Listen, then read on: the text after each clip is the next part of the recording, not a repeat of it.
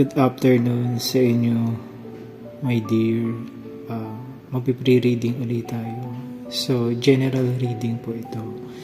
So, babasahin natin kung ano ang energy mo ngayong buwan ng September 2025.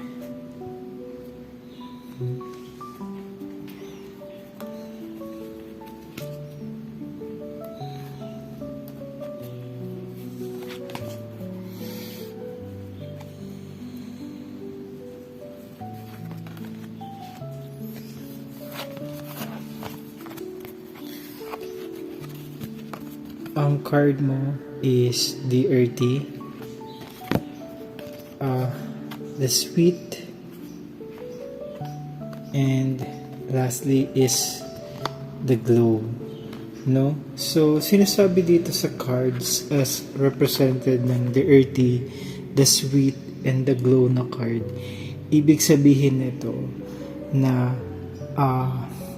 particularly sa buwan ng September, maging grounded ka sa sarili mo. So, ang ibig sabihin yan, parang kung nasa part ka ng relationship, pamilya man yan, mga kaibigan, no? Mas magandang unahin mo yung sarili mo, magkaroon ka ng self-reflection sa mga previous months na nangyari, and i-validate mo kung saan pa yung mga areas to improve mo sa sarili, and pangalawa, kung ano pa yung mga plans mo sa sarili mo.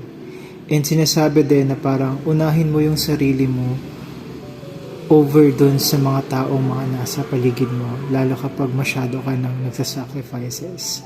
So, stay grounded as represented ng the Earth na card, na parang sinasabi din na parang alam mo yun, huwag kang maging padalos-dalos sa mga bagay na magiging desisyon mo, pag-isipan mo, and i-balance mo. Makakatulong din yung meditation sa'yo para mas mag-improve pa yung sarili mo.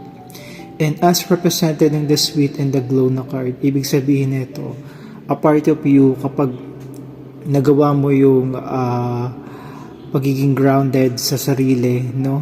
Kumbaga, parang, alam mo yun, pag sinabing grounded, ibig sabihin nun, parang, alam mo yun, parang i-realign mo or ibabalik mo yung dating sarili mo na ikaw, which is much more connected sa inner self mo.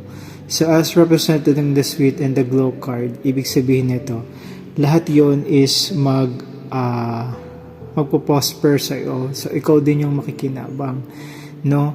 Makakatulong din yun sa'yo para to heal din yung inner child mo, yung shadow mo, na sa mga susunod na buwan or mga araw or weeks or taon, mas magkakaroon ka ng self-improvement na kahit papano malilesen na or magiging mas manageable na yung mga triggers. So, I hope na nakatulong yung readings natin today.